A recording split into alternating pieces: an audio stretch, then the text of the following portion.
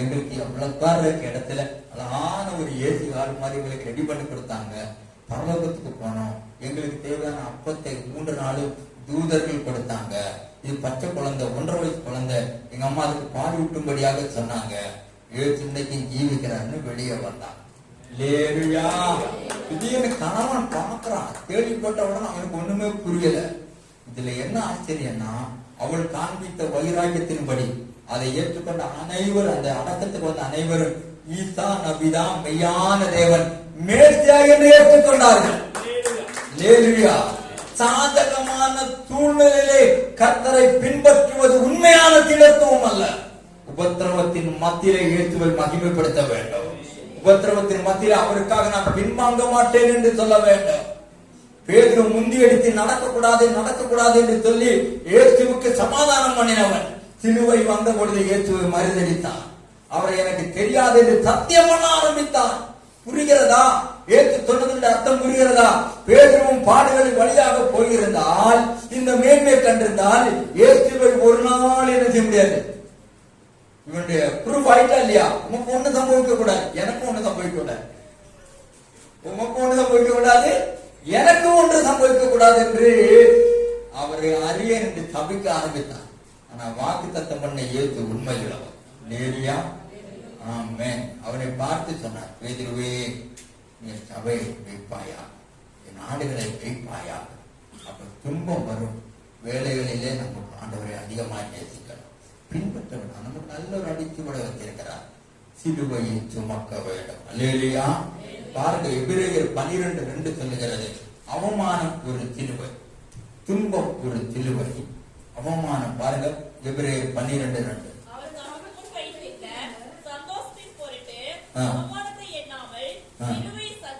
பாருங்க, நமக்கு முன் வைத்திருக்கிற சந்தோஷத்தின் பொருட்டு அவமானத்தை எண்ணாமல் சிலுவையை சகித்து தேவனுடைய சிங்காசனத்தின் வலது வருஷத்திலே உட்கார்ந்தார். அப்ப யாரெல்லாம் சிலுவையை சகிக்கிறார்களோ, யாரெல்லாம் அவமானத்தை அடைகிறார்களோ, அவர்களுக்கு பிதாவின் வலது வருஷத்திலே ஒரு சிங்காசனத்தை வைத்திருக்கிறார், ஒரு மகிமையை வைத்திருக்கிறார், ஒரு மேன்மையை வைத்திருக்கிறார்.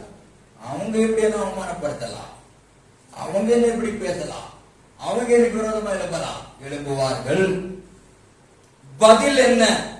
மௌனம். பதில் என்ன? சகிக்கணும். அதுக்குதான் கிறிஸ்துவின் பிரமாணத்தை வந்திருக்கு.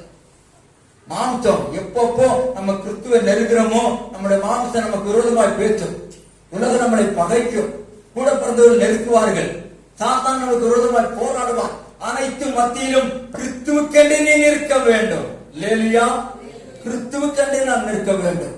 பவுல் அழகாக சொல்றாரு பாருங்கள், பிலிப்பியர் 2ஆம் அதிகாரம், பிலிப்பியர் 2ஆம் அதிகாரம் 5ஆம் வசனம் பாருங்க. பாருங்க, கிறிஸ்து இயேசுவினுடைய சிந்தையே உங்களிலும் இருக்க கடவுது. தேவனுடைய குமாரனாய் இருந்தும் தேவனுக்கு சமமாய் இருப்பதை கொள்ளையாடின பொருளாக எண்ணாமல். பாருங்க, தம்மை தாமே வெறுமையாக அடிமையின் ரூபம் எடுத்து மனித சாயலானார். அவர் மனித ரூபமாய் காணப்பட்டு மரண பரியந்தம், பாருங்க, அதாவது சிலுவையின் மரண பரியந்தம் கீழ்ப்படிந்தவரால் தம்மை தாமே தாழ்த்தினார்.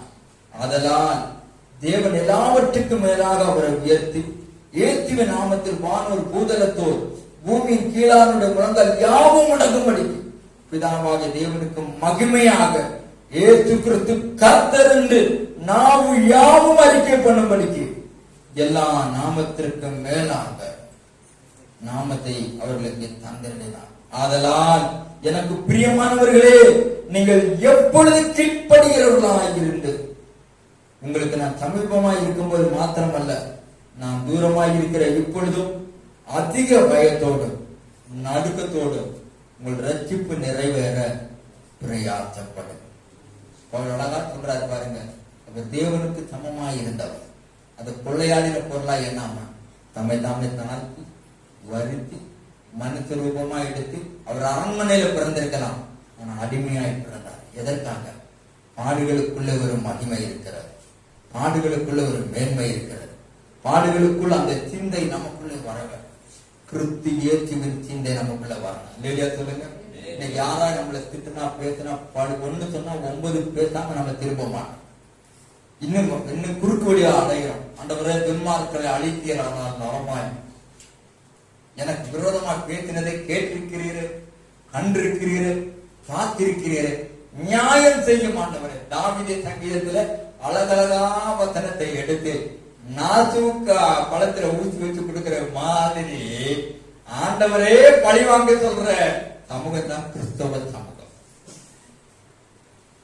அல்லேலூயா. அனுபவத்தின் வழியா வரணும்.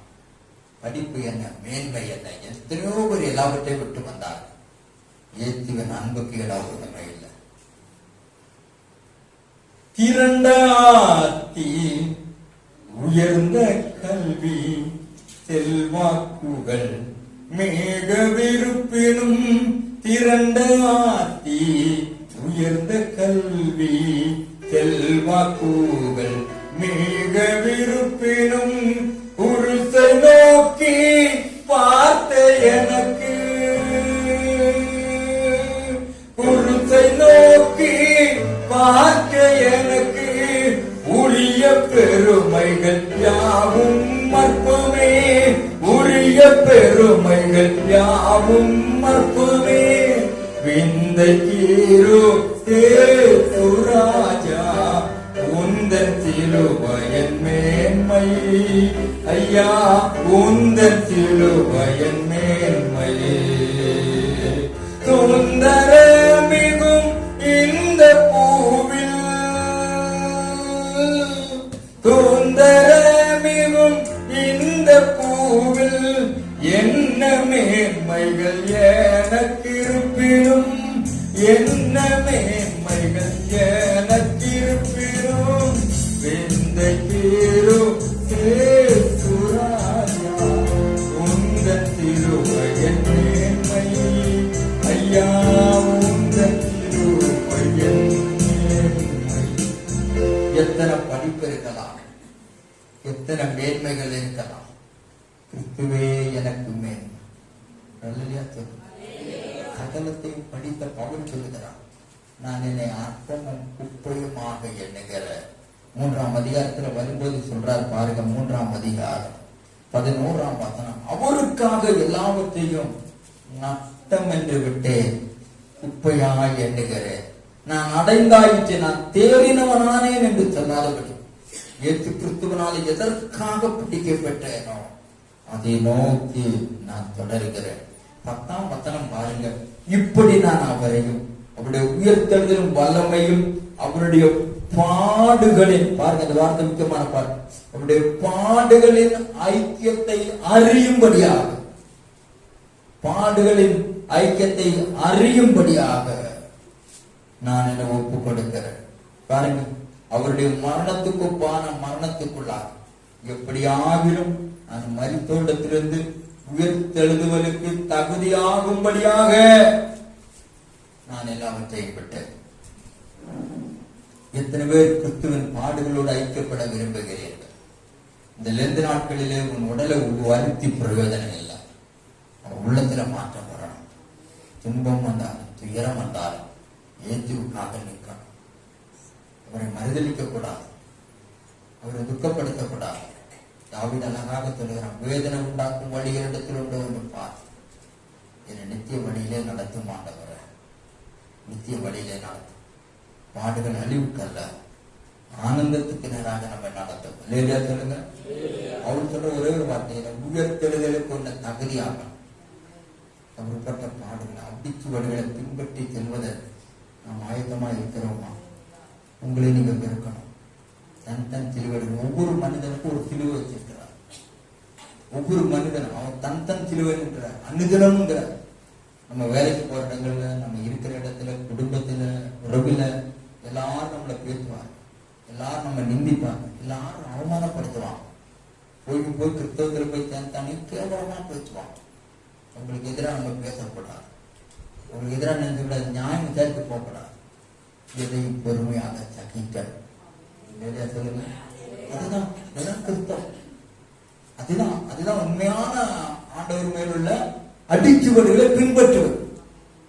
கிறிஸ்தவ வாழ்க்கை என்பது அவ்வளவு எளிதானது. இது இத்தனை துன்பத்தின் மத்தியிலும் ஆவியானவர் நம்மளை உயிர்ப்பிக்கிறார்.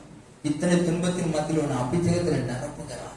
இத்தனை துன்பத்தின் மத்தியில் உனக்கு ஒரு இன்பத்தை கொடுக்கிறார், ஒரு சந்தோஷத்தை கொடுக்கிறார், ஒரு சமாதானத்தை கொடுக்கிறார். ஆவிக்குரிய உன்னதமான சகல ஆசீர்வாதங்களையும் கர்த்தர் நமக்கு பகிர்ந்தளிக்கிறார். கஷ்டப்படாமல், துன்பப்படாமல், துயரப்படாமல் யாரும் மேன்மை கண்டதே கிடையாது. தாவீதுடைய துன்பம் மிகுதியான துன்பம், மோசே கொண்ட துன்பம் அதைவிட துன்பம். ஆபிரகாம் கொஞ்ச நஞ்சம் அல்ல. பாருங்க, சுயத்தையே உடைத்து ஆண்டவருக்கு கொடுத்தான். 25 வருடமா பெற்ற மகனை ஒரே நாள் சொல்றார், மகனை எனக்கு கொடியேன்னு சொல்லுகிறார். 3 நாள் பிரயாணம் மோரியா தேசத்துக்கு. உங்களுக்கு தெரியுதா, 3 நாள் பிரயாணம் என்றால் 60 கிலோமீட்டர் தூரம். சேனம் கட்டி, கழுதையை கட்டி, வேலைக்காரரை கூப்பிட்டு, மகனை கூப்பிட்டு, சாராட்ட மட்டும் சொல்லவே இல்லை. ஏன்னா அந்த அம்மாட்டத்தை நான் எல்லாம் கேட்டுப்போம் இல்லையா. ராத்திரி 3 மணிக்கு, ராத்திரி தான் ஆண்டவர் பேசுறாரு, 2 மணிக்கு பேசுறாரு, 3 மணிக்கு எழுப்பி விறகு உடைக்கிறாரு. அந்த அம்மா சாராம எனக்கு என் வீட்டுக்காரர் நல்ல புத்தி இன்னைக்கு தான் வந்திருக்கு போகுது, நேரம் விடியதுக்குள்ள விறகு உடைக்கிறாரு, பரவாயில்லையே அப்படின்னு அந்த அம்மா தூக்கத்திலே புறப்பி. ஆனா என்னன்னா, விடியும் போது ஆபிரகாம் ஈசாக்க தூக்கத்திலிருந்து எழுப்பி இல்லையா அந்த தேனங்கட்டு புறப்பட்டு போனாங்க. என்னன்னா, கர்த்தர் கேட்கறது அவருக்கு பெற்றா கொடுக்கணும். ஏன் சூரியன் உதிக்க முன்ன போச்சுன்னா, இப்ப கல்லால் இருக்கிறது, கல்லால இருக்கிற நம்ம இந்த 1 கிலோமீட்டர் தான் நமக்கு தெரிஞ்சவங்க இருப்போம். அது தாண்டி போனா எவருமே தெரியாது. இப்போ சரி 3 நாள் பிரயாணம் இருக்கிறது, ஆர்டர் சொல்றதுக்கு ரொம்ப தூரம் போகணுமே, சரி தான் அதுக்கதான் போகணுமே, சரி இந்த வண்டியில பஸ் ரொம்ப ஆளா இருக்கு, அடுத்த பஸ்ல போலாமே இல்லையா. நம்ம அப்படிதான் இருப்போம். ஒரு காரியத்துக்கு நம்ம அந்த சுகபோகத்தை தாங்க இருப்போம் இல்லையா. ஆனா ஆபிரகாம் அதிகாலையில புறப்பட்டான். எதுக்கு தெரியுமா? தடை வரக்கூடாது. போறேன், எதுக்கு போறேன், ஏன் போற, ஊரா எல்லாம் 1008 கேள்வி கேட்போம். எல்லாருக்கும் பதில் சொல்லலாம். சுயத்தை எப்படி உடைச்சு கொடுக்கிறார் பாரு. போகிறார் 3 நாள் பிரயாணம். நான் ஒண்ணு கேட்கிறேன், ஆபிரகாம் ஒருவனுக்கு தவிர வேலைக்காரனுக்கு ஈசாக்கு கூட தெரியாது, அவனை பள்ளி செலுத்த போ. மேன்மையாத ஆண்டவருக்கு பின்பற்றுவது அவனுக்கு தெரியாது.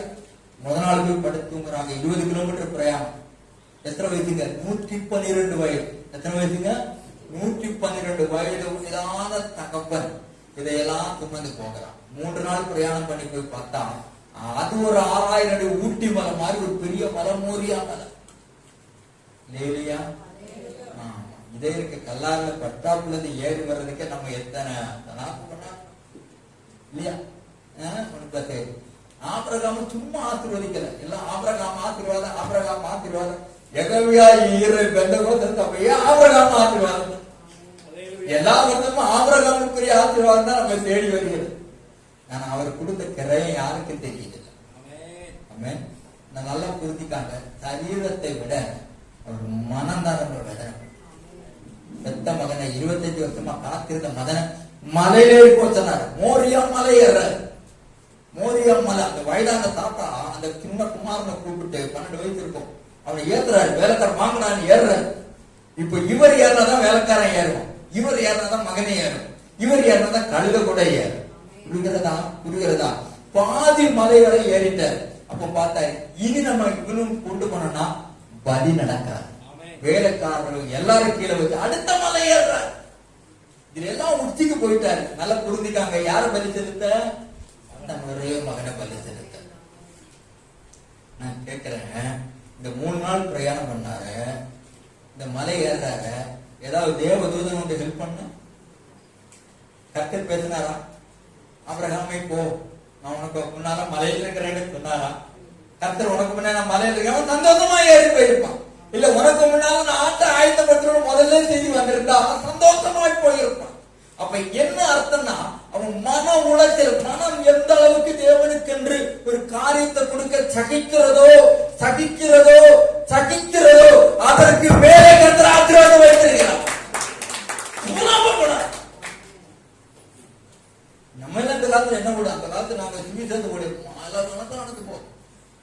சுவிசேஷ ஓடியா எத்தனை வருஷம் கால்நடையா, கிராமமா, செருப்பு இல்லாம, தண்ணி தாங்கமா, சாப்பாடு நல்லா இருக்கா, செருப்பு நல்லா இருக்கா, அதுக்கடையில சமூக விரோதிகள் துரத்துவாங்க, அதையும் ஓடி அடி வாங்கி சாப்பாடு என்னெல்லாமோ சாப்பிட்டு. ஏன்னா அவர் மேல் வைத்தான். உனக்கு ஏற்று மேல அன்பு இருந்தா மோரியா மலை என்ன கல்வரி மலையே நீ தாண்டி போ. உனக்கு அது ஈஸியா தெரியும் இல்லையா? சொல்லுங்க. உனக்கு அது கஷ்டமா தெரியாது, கஷ்டமா தெரியாது. அல்லேலூயா. மோரியா மலைக்கு பாதியில வச்சு மகனை அழைத்து போறாரு. எல்லாம் சகிக்கலாம். அவன் ஒரு கேள்வி கேட்கிறான். யாருக்கு? ஈசாக்கு. பா, என்ன இருக்கிறது? தீவெட்டி இருக்கிறது, விறகு இருக்கிறது, பலிக்கான ஆடு கேள்வி. இவ்வளவு பொறுமையாய் சகித்து வந்த எந்த ஒரு தகப்பனுக்கும் அந்த இடத்துல மனதை கல்லாக்குறது கஷ்டமானது, கடினமானது. நான் இப்படி திருப்பி போட்டேன். இதே இடத்துல நானா இருந்தாலும் ஈசாக்க கட்டிப்பிடிச்சு அழுதுருப்பேன். மோனே, நீதாண்டா அந்த ஆளு இல்லையா? அன்பு புரிஞ்சிருக்கும். ஆனா எல்லாவற்றையும் தனக்குள்ள சகித்தார். பார்த்தீங்களா? அந்த சகிப்பு தான் உனக்கு இன்னைக்கு ஆபிரகாமின் ஆசீர்வாதம் கடந்து வந்து மதங்களை கடந்து. இஸ்லாமியர் இப்ராஹிம்னா அவ்வளவு பெரிய மதிப்பு, யூதர்களுக்கு ஆபிரகாம்னா அவ்வளவு பெரிய மதிப்பு, கிறிஸ்தவர் நமக்கு விசுவாசிகளை தகப்பனாக மாற்றினார். மதம் கடந்து கனப்படுத்தப்படுகிற ஒரு மேன்மை சுயத்தை வெறுத்ததினால் தனக்கு கிடைச்ச பெற்ற கர்த்தருக்கு கொடுக்கும்படி பின்தொடர்ந்து போனான். இன்னைக்கு நம்ம என்ன கொடுத்திருக்கிறோம்? ஆண்டவர் 10 ரூபாய் காணிக்கை போட்டு பெருசா பேசிக்கிட்டு இருக்கிறோம். ஏதோ சின்ன செலவு போட்டு பெருசா பேசிக்கிட்டு இருக்கிறோம். பரிசுத்தவான்களின் பார்டர் கூட தொடர்றதுக்கு நமக்கு தகுதி இல்லாம கடைசி துளி ரத்தம் எனக்காக உனக்காக செஞ்சேன். ஏதோ மட்டும் நோக்கி போனார். நமக்கு என்று அவமானப்பட்டார். 53 பாருங்க. அடித்தார்கள், உதைத்தார்கள். ஆனால் ஆடு மயிர் கத்திரிப்பதற்கு முன்பாக பேசாமல் இருந்தது போல மௌனமாயிருந்தார்.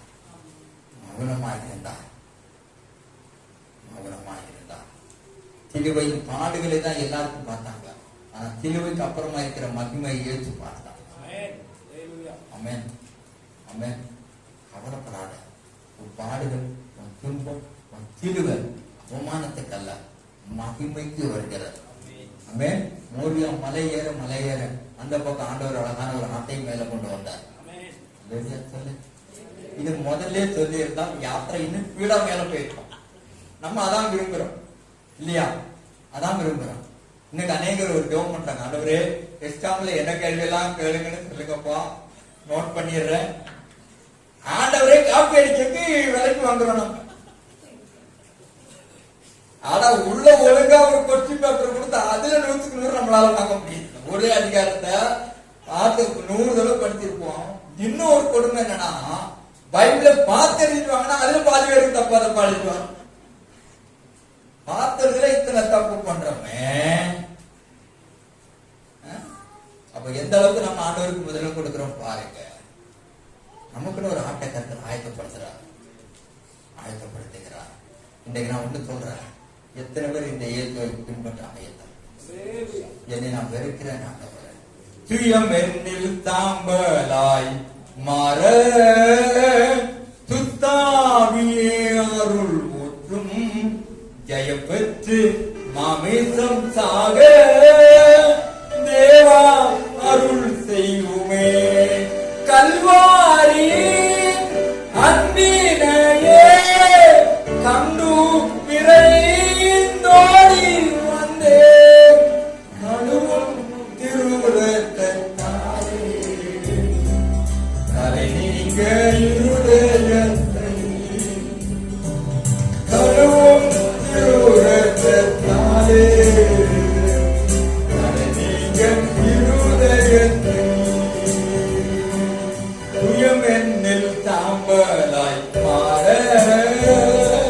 சுத்தாவியே அருள் ஊற்று ஜெயம் பெற்று மாவேசம் சாக தேவா அருள் செய்யுமே. கல்வாரி அன்பினையே கண்டு பிறையில் நோடி வந்தே கடுவும் திருரகத்தாரே கரை நீங்க வேண்டும் என்று விரும்பினார். அவன் தன்னைத்தானே வெறுத்து தன் சிலுவையை எடுத்துக்கொண்டு அனுதினமும் என்னை பின்பற்ற கடவேன் என்றார். என் சிலுவை எடுத்துக்கொண்டு என்னை பின்பற்றாதவன் எனக்கு வார்த்தனன் அல்ல என்று இயேசு சொல்கிறார். என் சிலுவை எடுத்துக்கொண்டு என்னை பின்பற்றாதவன் எனக்கு தீசனாய் இருக்கவும் முடியாது என்று இயேசு சொல்கிறார். அவருடைய நிலை அன்னிதின கிறிஸ்தவ வாழ்க்கையில் இயேசுவுக்காக எந்த தியாகத்தையும் செய்ய முழுவனதாய் அத்தனை பாடுகளும் மத்தியிலே அவரை பின்பற்ற நாம் ஒப்பு கொடுப்போமானால் நிச்சயமாகவே நமக்கு ஒரு மேன்மை, ஒரு ஆசீர்வாதம் இந்த நாட்களில் உண்டாகும். அதற்காக நாம் அர்ப்பணிப்போம். ஆண்டவர் தான் வார்த்தையினால் ஆசீர்வதிப்பாராக.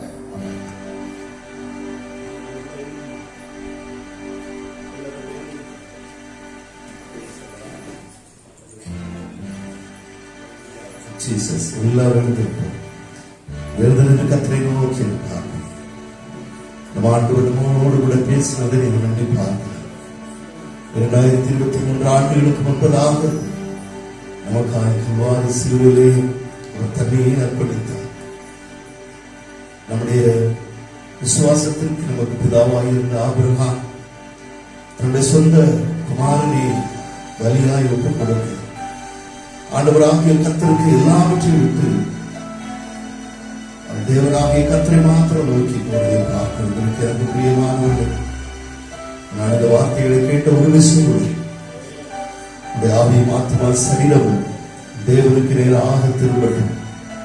நம் பெயருக்காக ஏவத்தாக வந்த கடமைக்காக நம் ஆண்டவரை ஆராதிக்காதபடிக்கு, நேசிக்காதபடிக்கு, காணிக்கை போடாதபடிக்கு தேவனுக்காக பாடுகளை அனுபவிக்க, பாடுகளை சகிக்க அந்த கிருபை எங்களுக்கு தாங்க என்று சொல்லி ஆண்டவருடைய சமூகத்திலே கேட்போம்.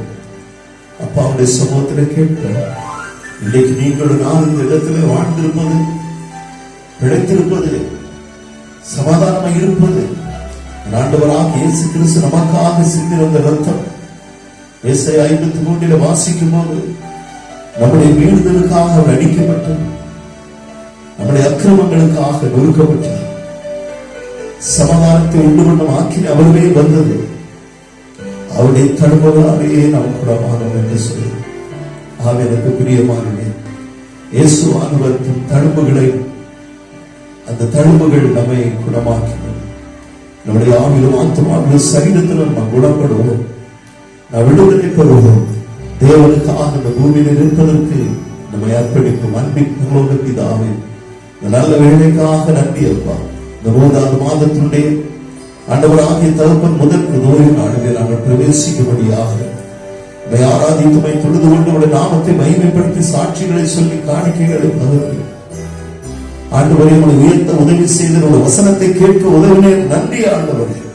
இந்த நாட்களுக்கு ஏற்றதான வார்த்தைகளை எங்களுக்கு நீ தந்ததற்காக ஸ்தோத்திரம். இந்த வசனத்தின்படி ஆண்டவரை எங்களை உங்களுக்கு நாங்கள் அர்ப்பணிக்க, உங்களுக்காக இந்த பூமியில வாழ நடத்தப்பட கர்த்தர் எங்களுக்கு உதவி செய்யும்.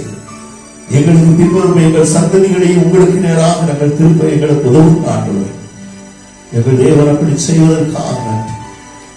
பிள்ளைகளை ஆண்டவரே என்னுடைய கருத்திலே ஒப்புக் கொடுக்கிறேன். குழந்தைகள், வாலிபர்கள், பெரியவர்கள், முதியவர்கள், விசேஷமா இந்த வார்த்தைகளை எங்களுக்காய் பகிர்ந்து கொடுத்த உடைய மகனையும் இதா குமாரன் பரிசுத்த ஆவி நாமத்தினாலே ஆசீர்வதிக்கிறேன் அப்பா.